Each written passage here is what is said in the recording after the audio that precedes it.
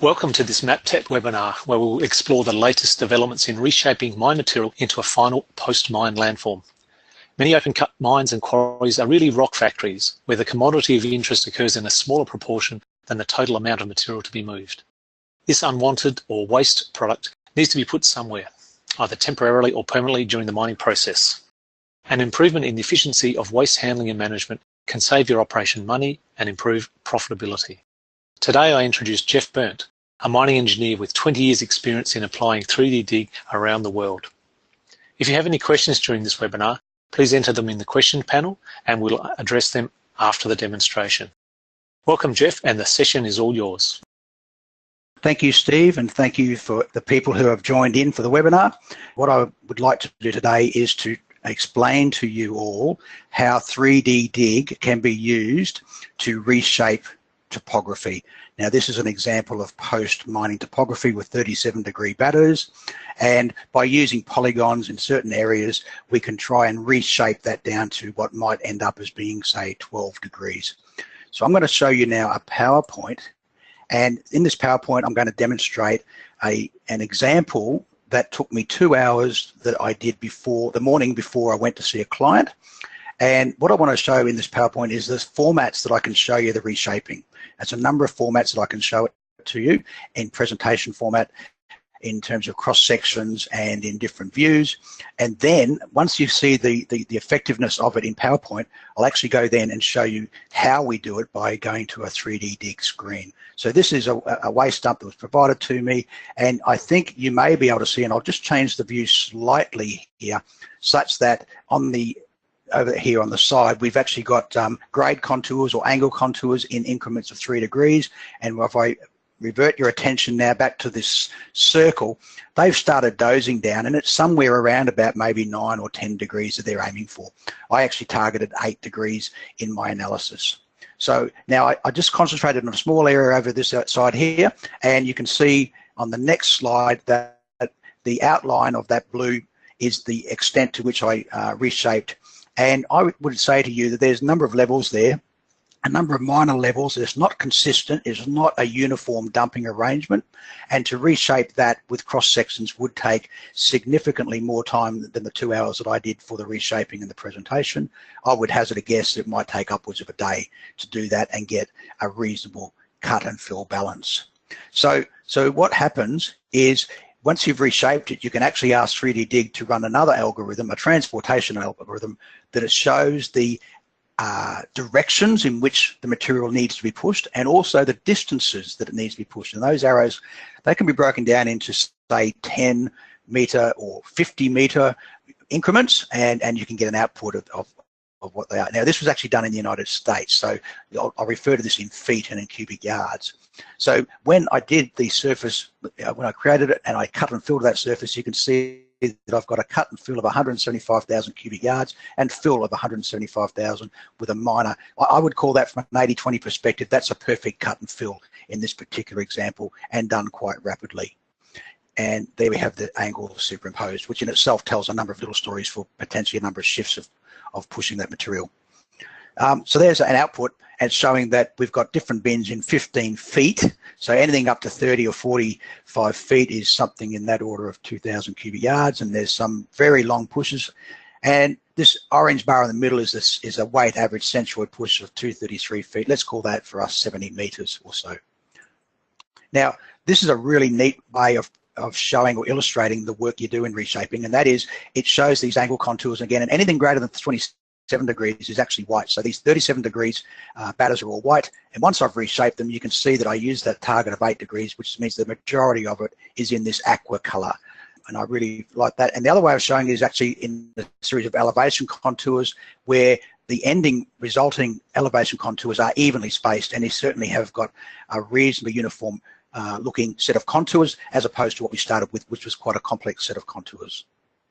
And then the last way I like to look at it and show people is through cross sections. And the first cross section will be through the dozer starting area that they've started to doze down, and then I'll go and show another cross section here through relatively prime, hasn't been dozed at all. So in the the first case, they've started, and you can see it's a reasonably consistent grade, but they need to continue pushing that grade and get more cut and fill. And in the other case, you've got a 37-degree batter, and you can see that's a fairly good representation. So what I've tried to demonstrate here with the PowerPoint is the different formats of the final presentation that I show the clients. Now I'll get out of that and I'll get into 3D Dig now, and I'll try and demonstrate relatively quickly some of those features you've seen in the PowerPoint, but we'll do them live in 3D Dig. Now the first thing I'll show you is this green crosshair. If I press the green crosshair, I can then move it, and as I move it, I can get information about in the bottom left-hand corner as to the elevation and distances and grades. So I'm going to move that now and continue to move it down such that it's very close to this blue arrow here. And if I do that and just make sure that I'm on to my view number 1. Okay, so if I grab that blue, and it's actually pointing to a number 338, that's the Z value. You can see to the left of that there's an easting and a northing. And if I move this almost directly up the page, then the 338 will actually change to 365. So now if I move the cursor up here, it's that 365.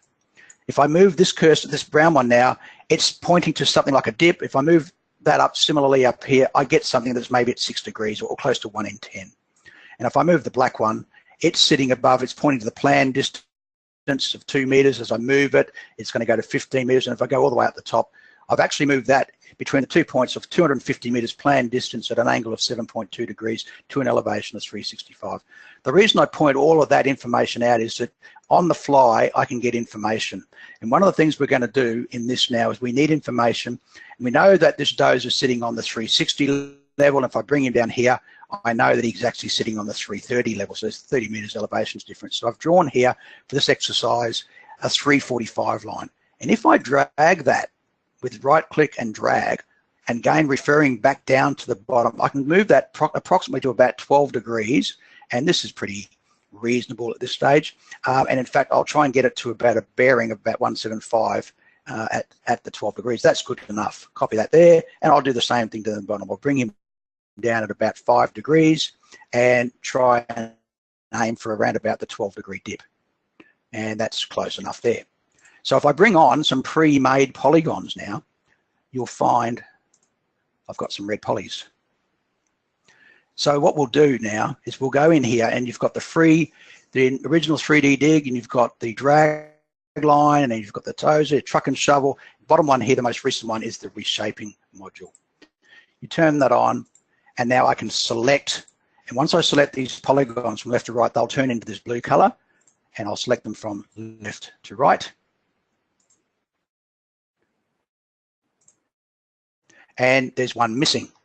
So I've gone here. Now what I'll do is I'll actually draw this last polygon now, and so I can draw it. I'll make it slightly overlapping. I've got my guiding line there, and if I come down here, I'm going to come down at around about the 5-degree mark, and 12 degrees. That's not too bad. That's looking, it's behaving pretty well, and that's now allowing me. So what I'll do is I'll reshape that. Now it's 37-degree batters. Let's reshape to 17.5 degrees, and let's do 1,000 iterations.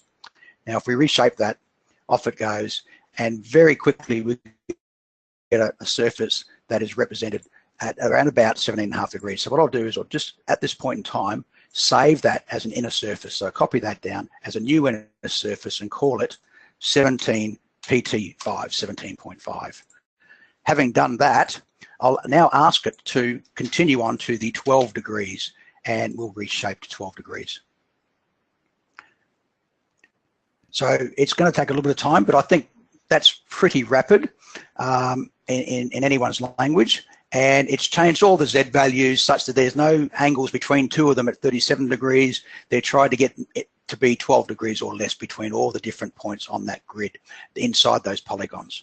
So by saving that now, and I refresh my screen, you can see one of the newer benefits of 3D Dig, new updates, is you can actually see these contour lines here. They're fairly equally spaced in the majority of that polygon area.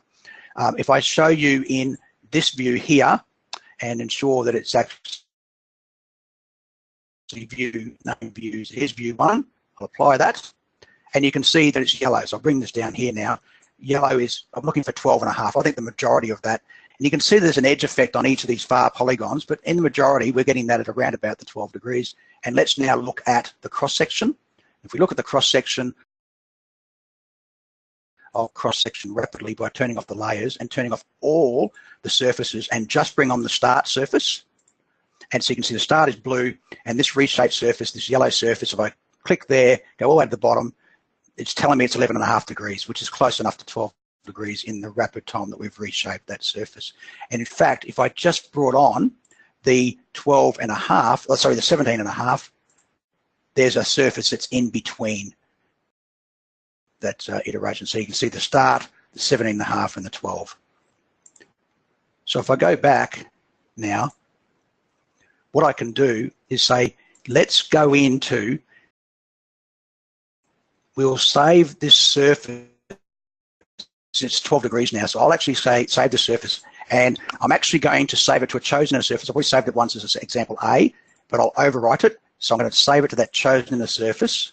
So what you see there now is example A, and I'll use this transport analysis to example A, and I will in fact draw a polygon, and you'll see that I've got a polygon already existing. So you just draw a polygon around there, and you need to go back now and restore the point. If you restore the point, you've actually got the starting surface, and underneath it is example A, and you say to it, tell me now, I will calculate those push distances and those push directions. And you can see it's behaving reasonably well. And in fact, I can output that to an Excel spreadsheet, which will come up. And I actually take information, which is up to 80 meters in 10-meter increments, put it into a pre-prepared example A, and paste it in there. And you can see I've got increments. And basically, out of the 20,000, the first 12,000 is up to 20, 30 meters. And there's some long pushes in here at this end. The net result is we've got a centroid of 33 meters. And if you apply some in just very rough linear indicative costs, then it might be something like we spend 16,000 over 2.5 hectares at $7,000 per hectare just for reshaping. That doesn't say there's any drains or any topsoil being placed on there. But it's not a bad cost estimate very roughly at that point in time. So what we'll do now is we'll go to View, Name Views 2, and say, Jeff, that was so simple, that was a straight edge. What if we were to say now that we want to go around a corner? So I've got these, I won't bore you and draw all these and determine these, but I've just basically taken that 45 degree, that 345 and drawn some construction lines at 10 degrees very roughly and drawn these polygons. So now what I'll do is we will deselect all the polygons that we've got at the moment, and we'll then go and just select these uniformly from left. And allow us to work around the corner. One more to go. Having done that, and I'll change this to 10 degrees, and I'll do 2,500. And look, all these straightness coefficients and iteration steps and all the things in here, I'll get this up and running. And whilst I'm doing it, and it's working there in the background, I'll bring your attention to this screen here. And about 16 months ago, I actually used this as a beta test with the guys from Earth Technologies. And you go in, and you get this information when you update the 3D dig. You go to the surface shaping. You can download this information. You can download the tutorials, and you can effectively do what I did, and that is teach yourself. Because the great work that Murray's done, Murray Phillips 3D dig has done, is absolutely, you can teach yourself this whole process and that's true also for if you want to use it for a bulldozer simulation or truck and shovel and other modules as well. So now we'll go back and we say, okay, the first thing I'll show you is the same. It's reasonably spaced contours, and if we go into my grade contours and we go to view, name views, and we go to view 2, then I think you'll find that that's red. We aim for less than 12, we aim for 10, it's in the red in the majority. And if I do a cross through here, you'll see that it's probably not going to give an exact cut and fill balance, and that's probably what we want, because what we do have in there is a very true representative statement that we can say that around that whole polygon we have a total cut and fill balance, and therefore along any one section it's not going to be true, but across the 3 dimensions it certainly is. It's splayed out. Now, in order for that to happen, and we've done that in minutes, and yes, I would have spent maybe, let's say, 15 minutes to do that whole area from way to go. To do it with cross sections around a corner, you would have had to done 4 cross sections, apply some Simpson rules, do some generating some surfaces using the old method, and I can guarantee you won't get as good a result as that in the time frame that we're talking now. So what I'll just do very, very roughly now is show you that if we go here and we were to apply in transport B, I'm actually going to call this sample B, so I need to go and save it now and go terrain, copy this, and I'm going to overwrite example B, so we're using the one we're seeing, save that as a chosen in the surface.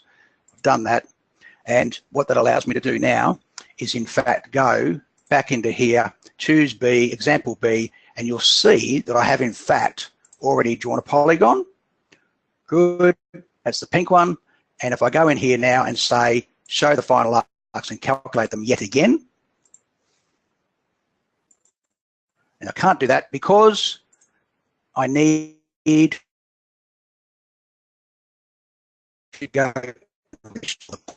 once I reach the point and ask it, it says, okay, now I can see example point and I will calculate.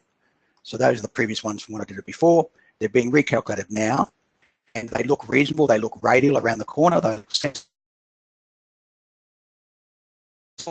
I'll sort that out in 10-meter increments, and I'll get that information and I'll overwrite the same thing as I did a minute ago for option B, which is up to 140, and we go into option B through here and paste, and we don't have that last 11 cubic meters in this case. So before we had 12 degrees, now we've got 10 degrees around a corner, we've got a centroid of 48, and then we've got some costs being applied there as well.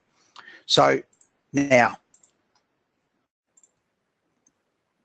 what I'll do now is go and show you another method that I use quite often. I'll go back to the view number 1, apply that, and we don't want to see these arrowheads or these polygons for B, and we don't want to see them for A.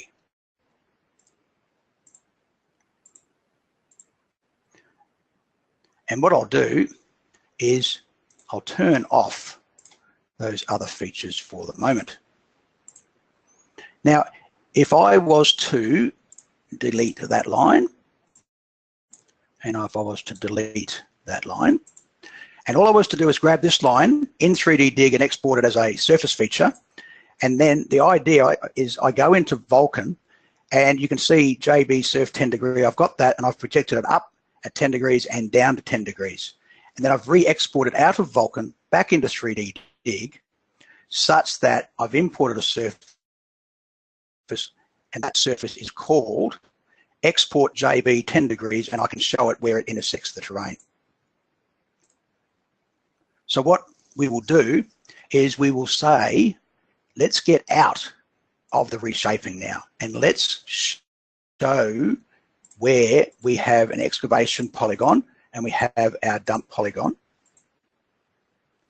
So I will ask it now to dig to that surface and report to dig A, and I will ask it to dump to that surface called XB, yep, same one from dig A, and guess what? We'll go and reproject it, and we will dig it. It's 47,000, and we'll go and dump it. And we will not have a perfect cut and fill. In fact, you'll look at it and you'll say, Jeff, 47 cut, 21, there's a difference of 25. You can go, well, that's fine. It was only a rough estimate. What if we raise that whole plane by 1 meter? And then you'd get a lot closer. In fact, you do a couple of iterations and you find that you need to raise that plane by 0.92. And if I do that for the dig and also do it for the dump plane and raise it by the same amount, 0.92, I can assure you when I reproject it and dig it at 33,000 and then dump it at 33,000, I'll have what is effectively a total balance, and we have an error there of 58 out of 33,000. So to me, on an 80-20 basis, that's a perfect cut and fill.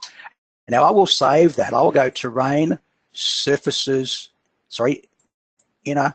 Now, is there a C? There's no C. So we'll make a new one. We go save to a new inner surface, which I'm going to call example underscore C.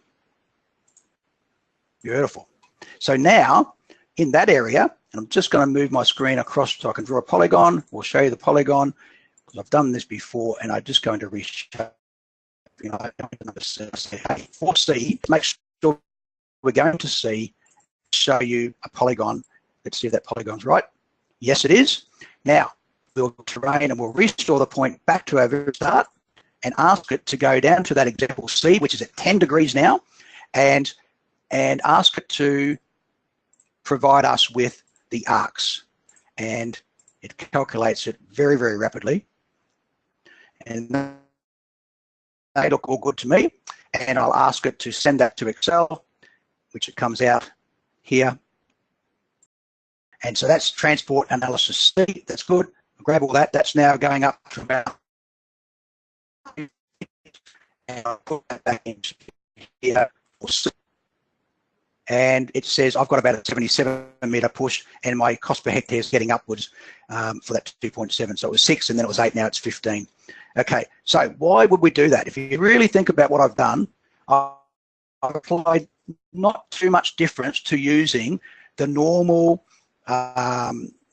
polygonal method here. I've created a plane from one line, projected up in Vulkan, brought it back in, adjusted it by just under a metre, and when I absolutely go in there and I cut and fill, I've sort of made life easy for myself, but I haven't used the reshaping module. So why am I doing this? And I'll tell you exactly why I'm doing this now. And that is that if I go now and re-dig that, allow myself a little bit of time to re-dig and to re-dump. As it does that, I'm going to grab this line here. And when I grab that line, I'm going to take it up and I'm going to sit it up roughly on the crest.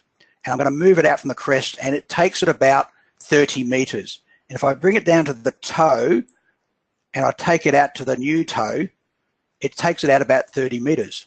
So what I've done in another one is I've come out there and I said, oh, all right, I've grabbed that that line. I've actually drawn a line here around the whole of the pit on the crest and at the toe. I've gone into Vulkan and I've absolutely gone in there and taken those lines and then offset them by 30 meters in the two directions that I wanted, exported them out and brought them in. I've laid them on top as a series of pink, there's 2 pink lines there, and they become my construction lines now for me to use the reshaping module right around the corner for the full length. So yes, I sort of did that little cheat and got a really good answer for maybe 150 meters, but now I'm going around here and I'll just answer the question up front here for myself, is that I'm going to go from here to there is 400 meters, and we've gone around the corner a further, let's call it 550 meters, something in that order of magnitude. Now, I can reshape that, and if I reshape that, in fact, it would look something like that. If it looks something like that, you can see that it's you know, the same sort of format. I think that's a reasonable set of grade contours. And I'm just going to go backwards one more time just to show you. Sorry, if I go backwards there and I actually dig it one more time, I've got a balance of 131,000 and a cut 131 there. There's a very small imbalance. So again, it's a perfect cut and fill. And if I go backwards one more time and show you the view, then we've got our stuff there for the 10 degrees. Yellow 11.5, so we're bang in the middle on that area for 10 degrees. And let's go now to the section view and we've done all that. Okay, now that looks pretty good. In fact, I know that means for the 10 degrees, we had 12.5 before. Now we're looking at 10. It should be a longer push to cut down because we're going from further behind to further out. That makes sense. And if we just go back there one more time, you can see that I've pre-done a reshaping analysis in here for this, and I'll show you in white. And all I need to do is hopefully the restore point, apply that. There it is. And that's what it looks like. And if you did the analysis and ran it, but I won't do it for the moment. You'll have to trust me for the moment. And for D, we 160 meters is 200. We put it into here. The central is 67. And what I've done now is actually taken their areas A, B, D, and C, which have got centroids increasing from 33 to 48 to 67. And just based on these nominal costs in here, you can see that there's a slightly increasing cost per hectare as we go across there. So what we'll do is go back to here. I think we've just about shown all the things that I wanted to for this one. One of the other things I quickly wanted to show you was if you're in here, you can actually use metric units or US units. So that's why it's handy for when you're in the States to do that. There's a number of other things in there, but look, there's lots and lots that I would love to show you, but I think I'll stop at this point. I think I've shown most of the things, and I welcome some questions. Thanks, Jeff, for showing us how easy it is to reshape material in 3D DigPlus. We do have a few questions here for you. What are some of the different environments in which you've used 3D DigPlus? Gee, that's a good question. Let me think about that for a minute. I've been doing it for as little as only 14, 16 months. I've done it if I go from left to right, I've done it in Africa in a quarry. I've done it in Western Australia for an iron ore mine. Probably done hundreds of hectares for them. And then I go across to the eastern, in South Australia, I've done it for an out-of-pitch stockpile for a sand mine. And in Queensland and New South Wales, I've done it for several large open-cut coal mines. So effectively, if you have any mine at all, and you've got any waste dumps or anything that has a natural angle of repose and you want to bring it down to a lower degrees, this is perfect and cost-effective, really quick in terms of, a method other than using the tried and true, method that's been used before, using cross sections. And following on from that, Jeff, the next question was, what type of savings have customers experienced using 3D Dig compared with the traditional tried and true cross-sectional method? Now, that is one that I had actually worked on, thinking that question would be raised, and I've actually prepared something for that question, because what I'll show you here is one case where there was 17 hectares and you go from there to there. I'm going to bring your attention to this quite disastrous gully in this area here, and I'll just point out now that this was 17 hectares. There was a young mine planner in Australia in December. This is basically when I was learning how to use it. He used the cross-sectional method, and in particular around that red zone, he couldn't get a suitable cross-sectional answer and get balance of cut and fill. And I did that. It was my first early days, and it took me 6 hours. And that's the mine in Western, or the mining group that's now, I've actually resurfaced for them a number of hundreds of hectares in a number of their mines. So that one was, I think, was good. If I go to another one, this was in the States. I can't show you the mine, but I can. I've gone on Google Earth, and I know that this particular out-of-pit dump was isolated, and it was 21 hectares. I also know there's an experienced mine planner who used cross-sectional methods and took greater than 3 days to achieve his result at 7 degrees. I went and showed him a number of modules with a larger audience, and he asked me to stay back, and within 3 hours, he did not give me his surface. I produced a 7 degree slope, plus or minus, in 3 hours. Yes, there were small variations, but essentially we ended up with a very similar design. So he was suitably impressed again with the speed. Now, in addition to that, I just wanted to point out that just in this last month, I've had a client that I've spent 2.5 weeks on financial assurance calculations and done over 1,100 hectares of reshaping in 4 pits, and that there's some significant challenges in that particular task.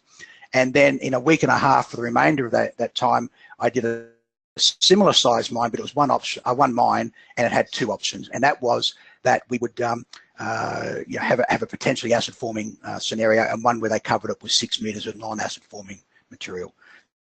So yeah, I was expecting that question, and I think that it's fairly obvious to me that there's some good savings to be made. A couple of technical ones for you, Jeff. The first one, when you're defining the region to reshape the terrain, or you used multiple overlapping polygons, why didn't you just use a single all-encompassing one? That's a very good question. I like that question in particular. That's got a number of ways to answer it, and one of them is that you can go out and you can actually, at the very first thing you can do is you can say, let's put one polygon there and unconstrain it. And if you drew one polygon, and I'll just say for the moment, let's just draw one polygon. I'm going to draw a polygon, and I'm actually going to go right across here. I could do that, and by doing that right around and ask it to reshape, which I won't ask it to reshape, but I could do that, and I'll just do that with a change now so that we have the ability to see that polygon. But what I would do, it would be unconstrained, and it will give me essentially, it would give me something similar to that, but it will not be the same as that. And what it will be, it will say, it will reshape, but it's unconstrained, so there's potentially this block of dirt here in the transportation analysis says I've actually reallocated it over here, which is some 500, 600 meters away.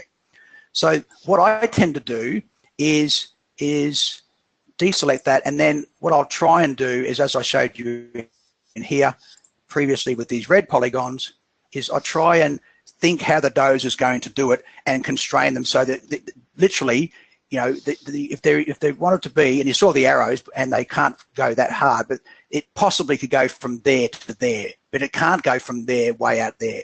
So that's why I constrain them. And the subject is, for another subject for another day, is you can actually go in and apply a dozer push, and you put the dozer on there and you go through.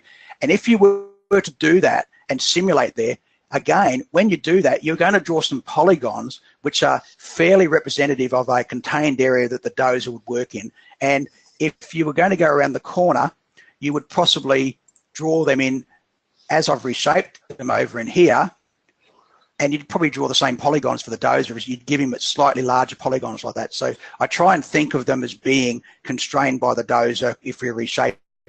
However, it is also useful to go and do that big polygon first, because if it's a really complex, this is almost geometrical and consistent, but if it's not, then by doing that big polygon first, it actually does all the maths for you, and there might be some long arrows, but there will be considerable amount of shorter arrows which tell sub-stories about areas that can be confined, and then you zone in on those, and you can actually work out where your zones of areas should be. So this is why I've actually drawn them as confined now, but you can actually use the bigger polygon, you know, at the start to actually tell your story as well. Oh, that's good, and we'll look forward to seeing the dozer push in another webinar. Jeff, another one about some mines have issues with planning for mine closure, and that could involve large earthwork operations to fill, you know, final voids as well as reshaping. Can 3D DigPlus assist with the process of filling voids? Look, I think there's an excellent video that I often show people that it's got a massively good story here. And if you run this video here, it runs for 11 minutes, and I'm not going to run it all now. But effectively, and it's actually a two-part video, it's already been half done. So what actually happens, right, is we get up to about here somewhere. I'm just going to stop it there. And effectively, in the next half, you see a significant amount of text. So it's going to go doing that. It's going to come around the corner. It's going to and actually reshape the high wall. So if I stop it there, just see it's 11 minutes, and there's another video, so it's probably 20 minutes all up. And what's happened before this is we've actually mined these dumps out and put a backfill here. We've got a drainage channel in there. We've backfilled in here. After we've mined these and backfilled, we reshape these. We get a drainage channel through there. So this was an application using truck and shovel, dozers, reshaping, the auto module as well, and it told a story for final void, and it was more than just reshaping. Now, some mines only have to reshape here and can leave certain voids open according to their agreements. Other mines have to have different agreements where they've got to reshape all the voids, including the ramps and the high wall. So under any of these scenarios, 3D Dig is really an excellent tool for being able to demonstrate what you need to do. And if you can see it in 3D Dig, you can see it in the field. Thanks, Jeff. And we've got one final question just to wrap up. Could you just cover how the costs were generated? You showed a couple of Excel spreadsheets there, and one of our customers just wants a clarification of where those cost numbers came from. Okay. Well, I can tell you that there's a document that I won't bring up at the moment, but when I worked in the financial assurance task in Queensland, there was a government report that said the cost for dozer push less than 50 metres was about 67 cents per cubic metre, and between 50 and 100, I think it was $1.30, and between 150 and 200, there was 4 units and there was 4 costs. And I asked someone at the consultancy that I was associated with, and they said they'd actually done some work, and they believe they're actually a little bit pessimistic. I mean, they're not optimistic. And all I did was just take those numbers and make a linear line through there. So that's how I generated them. But what I would expect that what they are for a coal mine in central Queensland and what they are for reshaping a quarry high wall in Botswana are going to be 2 different sets of numbers. And therefore they need to be generated from first principles using the CAD handbook, or they using your ability to do it on site. Or again, you can go in there and calibrate the dozer, and there you can have a dozer. It could be a D11, it could be a D10 with a rock blade or whatever.